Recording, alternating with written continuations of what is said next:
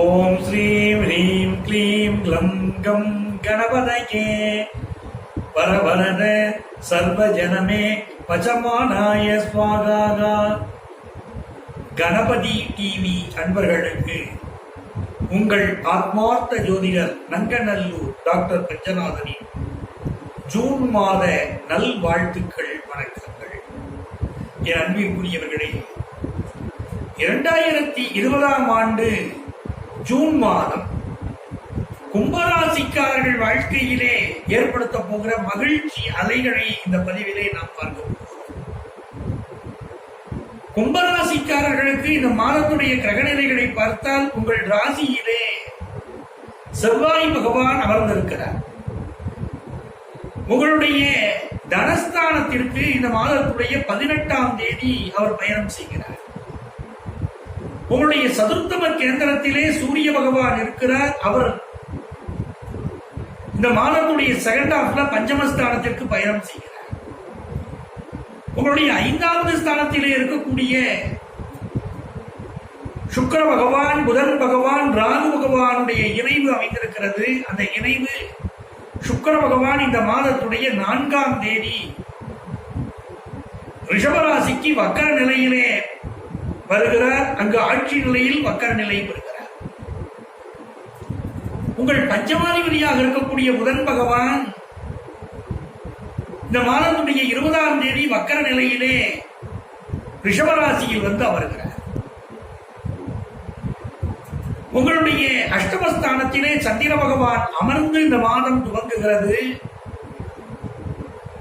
உங்களுடைய 11வது ஸ்தானத்திலே கேது பகவான் அமர்ந்திருக்கிறார்.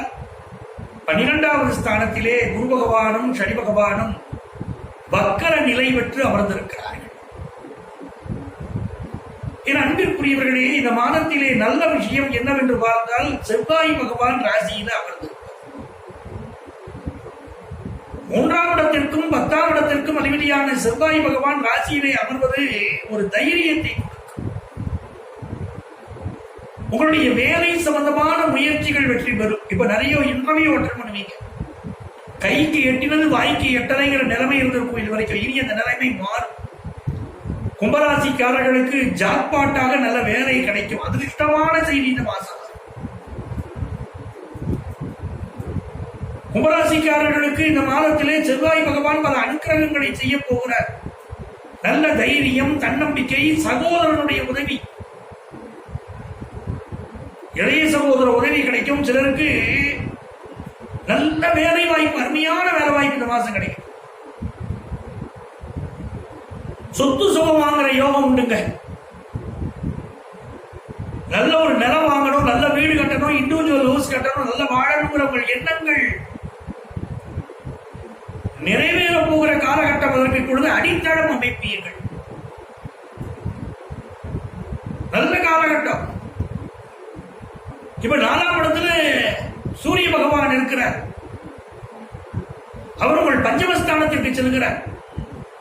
7ஆம் இடத்திற்குரிய சூரியன் 5ஆம் இடத்திற்கு செல்கிறார் என்பது நன்மையை தரும். உங்கள் வாழ்க்கை துணைவருக்கு மிகச்சிறந்த முன்னேற்றங்களை உருவாக்கி தரும். கடந்த காலகட்டங்களிலே இருந்த பல்வேறு பிரச்சனைகள் இப்பொழுது மறையும். வாழ்க்கை துணைவருக்கு முன்னேற்றம் வரும். அதுவும் இந்த மாதத்துடைய செகண்ட் ஆஃப் பல நன்மைகளை உருவாக்கி தரும். இந்த காலகட்டத்தில் உங்களுக்கு யோகாதிபதியாக இருக்கக்கூடிய சுக்கிர பகவான் பஞ்சமத்திலிருந்து வக்கர நிலை பெறுவதை கொஞ்சம் மனதிலே கொள்ள வேண்டும். அவர் வக்கர நிலை பெற்று 4வது ஸ்தானத்திற்கு வந்து ஆட்சி நிலையில் வக்கர நிலை பெறுகிறார். ஆட்சி நிலையை இழந்துட்டார், ஆட்சி தான் வக்கர நிலை பெறுகிறார். இப்ப உங்களுக்கு என்ன எண்ணங்கள் வரும்னா, சுக்கிரன் வக்கரமா இருக்காரே, கெடுதல் பண்ணிடுவாரோன்னு தோணும். கெடுதல் எதுவும் நடக்காது. ஏன்னா உங்க ராசி ஸ்திர ராசி. ஸ்திர ராசிக்காரர்களுக்கு சுக்கிரன் தான் பாதகாதிபதியாகவும் இருக்க. மகர கும்ப ராசிக்காரர்களுக்கு யோகாதிபதியும் அவர், இந்த கும்பராசிக்கு பாதகாதிபதியும் அவர். அப்படிங்கிறதுனால பாதகாதிபதி வக்கரம் இருக்கிறார் என்ற நிலையிலே உங்களுக்கு நன்மை தரும். ஆனால் சுக்கிரன் 4ஆம் இடத்திலே வக்கர நிலை பெறுகிற போது உங்கள் வீட்டு செலவுகளை இப்பொழுது அதிகரிப்பீங்க. வீட்டை அழகுபடுத்தணும், ஒரு சோபிஸ்டிகேட்டட் ஹவுஸ் கட்டணும், ஒரு நல்ல ஒரு வாகனம் வாங்கணும், கார் வாங்கணும், டூ வீலர் வாங்கணுங்கிற எண்ணங்கள் வர ஆரம்பிக்கும். நீங்கள் பயன்படுத்தக்கூடிய வாகனங்களுக்கு இப்ப செலவுகள் வைக்கும். கார் வச்சிருந்தீங்கன்னா இப்ப அது செலவை கொடுக்கும். வீட்டை அழகுபடுத்தக்கூடிய எண்ணங்களை பெயிண்ட் பண்ணணும் இல்ல அழகுபடணுங்கிற எண்ணங்கள் எல்லாம் இப்ப அதை மோதும் மனது அந்த வகையான செலவுகளை கொடுக்கும். புதன் பகவான் பஞ்சமத்திலே 20ஆம் தேதி வரை இருக்கார். அதிர்ஷ்டம். உங்கள் அன்பு குழந்தைகளுக்கு அதிர்ஷ்டம். அவர்கள் வாழ்க்கையிலே முன்னேறுவார்கள். உங்களுடைய கல்வி நிலை உயரும்.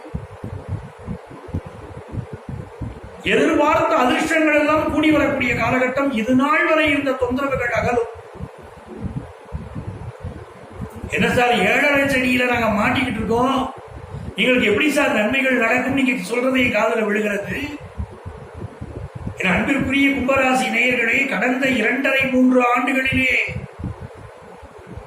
7.5 சனி உங்களை எட்டி பார்க்கும் காலத்திற்கு முன்பே நீங்கள் துன்பத்தை அனுபவித்து விட்டீர்கள். 2 வருஷம் 3 வருஷம் நீங்க அல்லல் பட்டீங்கல்ல.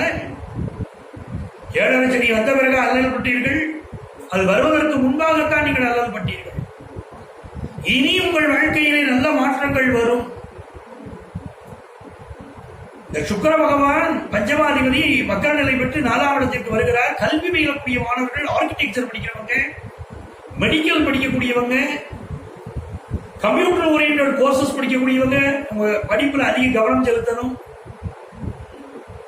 5ஆம் இடத்திற்குரிய புதன் பகவான் ஆட்சி நிலை பெற்றவர். மக்கர நிலையிலே 20ஆம் தேதி 4வது ஸ்தானத்துக்கு வரார். அதிலிருந்து மாணவர்கள் கல்வியில கூடுதல் கான்சென்ட்ரேட் பண்ணணும். சிஏ படிக்கக்கூடிய மாணவர்கள் படிப்பிலே ஒரு டென்ஷன் இருந்துகிட்டே இருக்கும்.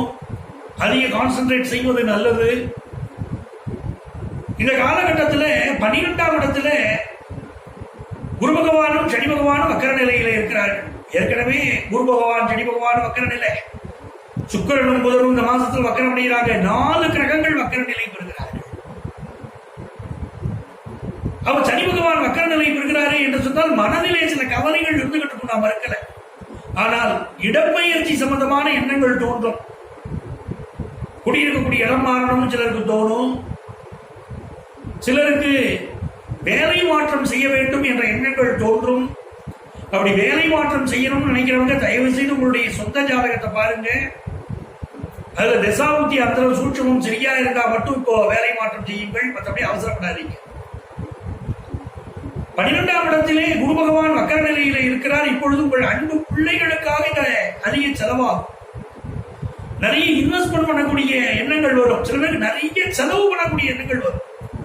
அதீதமான இன்வெஸ்ட் பண்ணக்கூடியது அப்படிங்கிற எண்ணங்கள் வரும். இந்த காலகட்டத்தில் நீங்க எதுல கவனமா இருக்கணும்னா, பர்டிகுலரா 20ஆம் தேதிக்கு பிறகு நீங்கள் கவனமா இருக்க வேண்டியது ஷேர் மார்க்கெட் இன்வெஸ்ட்மெண்ட்ல இந்த மாசம் ரொம்ப கவனமா இருக்கு.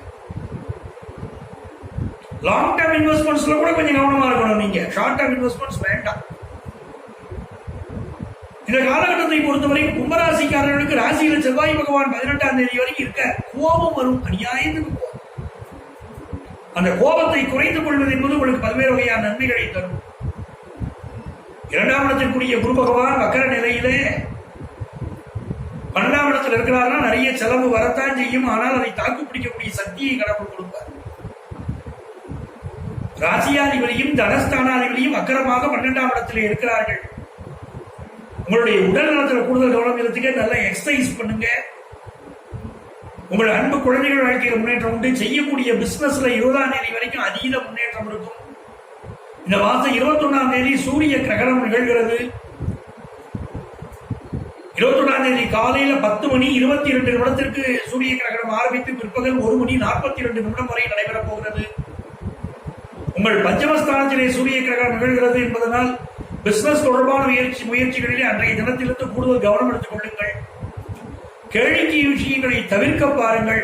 21ஆம் தேதி அதற்கு பிறகெல்லாம் கேளிக்கை விஷயங்களை கவனமாக இருக்கணும். இந்த சூரிய கிரகணத்தினால் சில ஆபத்துகள் வருவதற்கு சாத்தியக்கூறுகள் உண்டு. உங்கள் அன்பு பிள்ளைகளுடைய உடல்நலத்திலும் கூடுதல் கவனம் எடுத்துக் கொள்ள வேண்டும். எது எப்படி இருந்தாலும் இந்த மாதம் இறைவனுடைய அனுக்கிரகம் உங்களுக்கு உண்டு. வக்கர நிலையிலே பாக்கியாதிபதி இருப்பதனால் இந்த மாதத்திலே நீங்கள் வக்கர காளியை வழிபட வேண்டும், சிறுவாச்சூர் மதுர காளியை வழிபட வேண்டும். இந்த 2 தெய்வங்களுடைய அனுக்கிரகம் உங்களுக்கு பரிபூர்ணமாக கிடைக்கும்.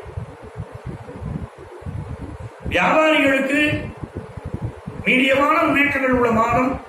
இந்த மாதத்திலே உங்களுக்கு அதிர்ஷ்டங்கள் பெறுவதற்கு எல்லாம் வல்ல ஆண்டவனை நானும் பிரார்த்தனை செய்து கொள்கிறேன். இது பொதுவான பதிவு.